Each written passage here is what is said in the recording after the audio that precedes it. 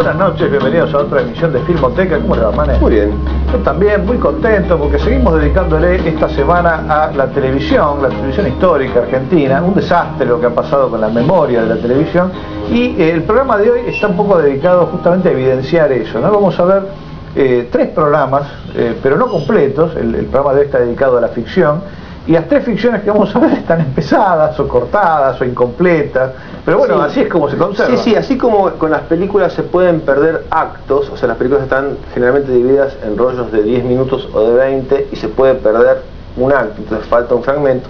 Con los tapes, en la antigüedad, cuando no existía el cassette y los tapes venían en rollos de cinta abierta enormes, y no entraba un programa entero en un solo rollo. Entonces también las películas en tape tenían varios rollos. Y en algunos casos se han perdido algunos rollos y han sobrevivido otros. Y ese es el caso de las tres cosas que vamos a ver hoy, que son como programas empezados, digamos, es como ver un programa empezado. Perdóname que interrumpa, pero es el caso de las dos primeras cosas que vamos a ver hoy. El caso de la tercera...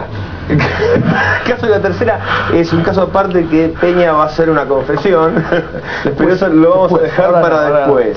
El primer programa que vamos a ver, o lo que quedó del primer programa, que sería algo así como el último tercio, es un caso muy especial, porque fue la vuelta a la televisión de Pedro López Lagar, un gran actor español, pero de nuestro cine, que había venido aquí en 1937, creo, con Margarita Xirgu, y después se separó porque Margarita no le dejó hacer un personaje de Shakespeare, se ofendió y se fue. Hizo una larga carrera en cine como galán, era un tipo que tenía un éxito con las mujeres tremendo. En cine, en la radio. En la radio y también en televisión, hasta que en un momento, yo no sé bien por qué problema tuvo Pedro, pero se quedó sin voz. O sea, lo operaron, hicieron una operación de las cuerdas vocales y perdió la voz. No sé si totalmente, pero no podía. Parece que hablaba, según Martín Solís, hablaba en un susurro. Y esto en el caso de él fue especialmente trágico porque justamente una de las cosas más importantes que tenía era la voz. La voz era totalmente reconocible, ¿no? Sí, entonces bueno, la única solución que quedaba era que Pedro López Lagar volviera haciendo un papel que no necesitara hablar. Entonces fue que Horacio Meiriales, creo que se llama, que era el guionista de muchos de los episodios de los capítulos de Alta Comedia, y por esa época también director de algunas telefilms y miniseries que hacía Narciso Ibáñez Menta, escribió un guión basado, creo que en un cuento ruso, donde el protagonista es mudo. Ideal para un hombre. Ideal. Van a ver también a María Aurelia Bisutti. El programa van a ver que empieza con una chica que lee una carta, que nos damos cuenta que toda la acción que vamos viendo son las cosas que está diciendo esta chica. Al final nos damos cuenta quién es esta chica. En el programa entero probablemente ya lo supiéramos de antes, pero se entiende, ¿no? O sea, ya de entrada vemos que lo que ocurre es que Pedro López Lagar, el personaje que hace Pedro López Lagar, tiene una mujer que es María Aurelia Bisutti, que le está metiendo los cuernos alegremente, y el tipo va como levantando presión hasta un desenlace que realmente es impresionante, y es entendible que el guionista, digamos, trabajara con Narciso Ibáñez Menta, porque tiene mucho de cine de terror. Se lo quiero yo dedicar a Paola Papini, la hija de María Aurelia Bisutti, que le conté que habíamos encontrado esto, que le vamos a dar, así que para que vea a su mamá, que realmente está bellísima. Vamos a empezar, después de una pausa, este programa dedicado a la ficción incompleta, con la última parte de El asesino del silencio, programa con el que se despidió Pedro López Lagar en 1972.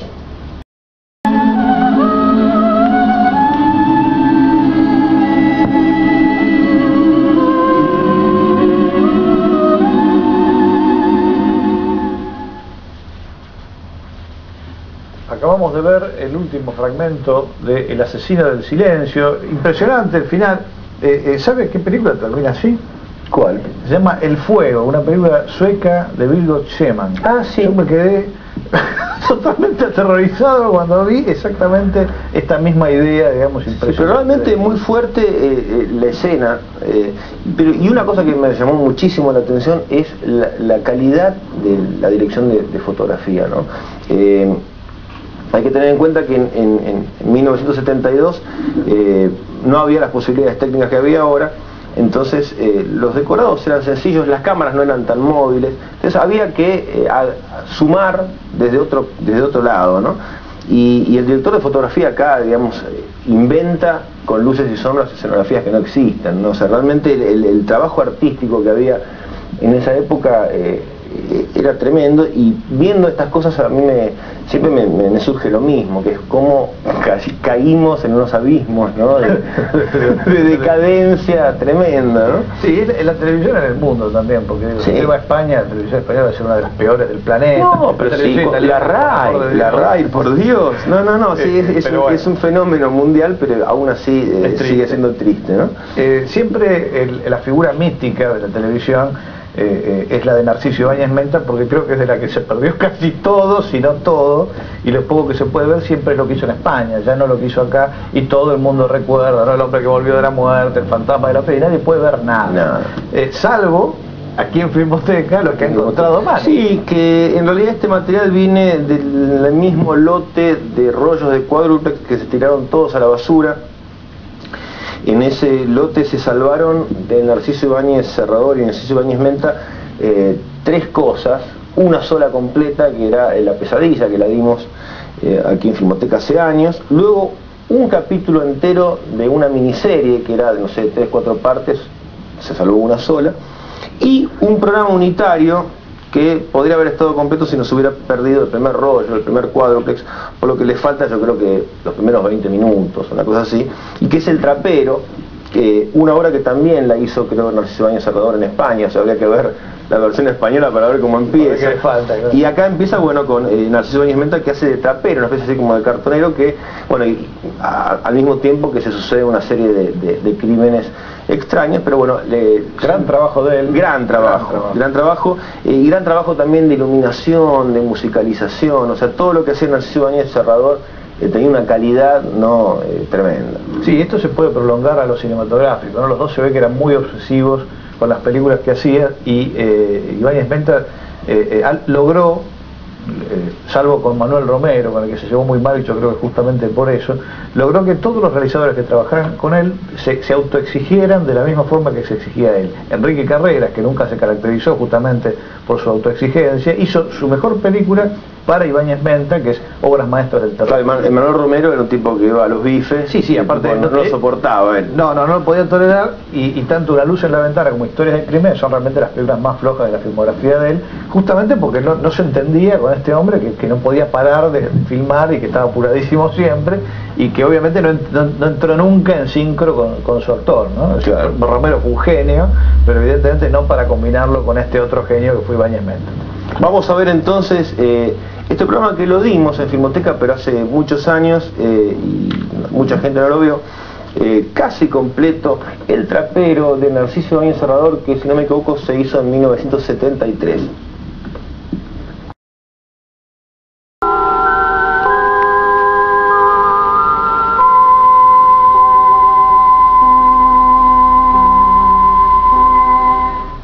Acabamos de ver El Trapero de Narciso Ibáñez Serrador con Narciso Ibáñez Menta, una maravilla.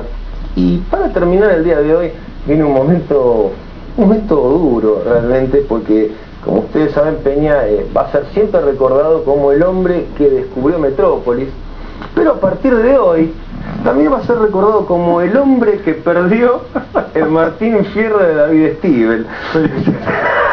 Sí, a todos nos pasa, porque a mí también me pasó por adelante y no supimos sopesar, digamos, el valor que tenía. Mi única excusa es que era yo muy chico, tampoco tanto. Ese es el problema. Tampoco tanto. No tenía 10 años. que era mayor de edad ya. Sí, y estaba este desprecio que uno tenía hacia lo nacional. Me pasaba con las películas argentinas, ¿no? Yo las películas argentinas que me llegaban las vendía, por ejemplo, no entendía nada. Recién cuando nos conocimos con Octavio, que empezó a maltratar por eso, justamente, me decía, usted es tonto, Peña, y no sabe lo que... Creo que nunca se lo confesé esto, porque no sé lo que me voy a decir. Le voy a decir una cosa, usted a mí no me lo había confesado hasta ayer. Usted había dicho que protestaba porque un amigo nuestro que tenía la copia, que finalmente se quedó él con la copia, se la vendió a alguien, pero nunca me dijo. Sí, se la había dado usted. La historia es así, y la voy a contar completa para que la humillación carga completa sobre mí. Si la hacemos bien. Claro, y si algún alma piadosa tiene hoy en día este material y nos la quiere volver a vender, aquí estamos, y yo pagaré, digamos, para suplantar mi culpa, qué sé yo. La cuestión con este Martín Fierro, que es el único programa que conocemos que existe de David Stiebel, uno de los grandes innovadores que tuvo la televisión argentina desde fines de los 50. Por lo que dicen. Por lo que dicen, porque no se puede ver nada de él, y además uno de los tipos que más modernizó la interpretación cinematográfica, ¿no? Es decir, porque realmente fue un innovador en este sentido también. Hizo contemporáneamente a la adaptación de Leopoldo Torre Nilsson, muy famosa, cinematográfica, un Martín Fierro televisivo en forma de miniserie. Bueno, esto me lo regalaron en la empresa J. Walter Thompson, que tenía una empresa de publicidad que no sé por qué tenía las latas abandonadas ahí. Un amigo que trabajaba allí me la regaló, toda entera.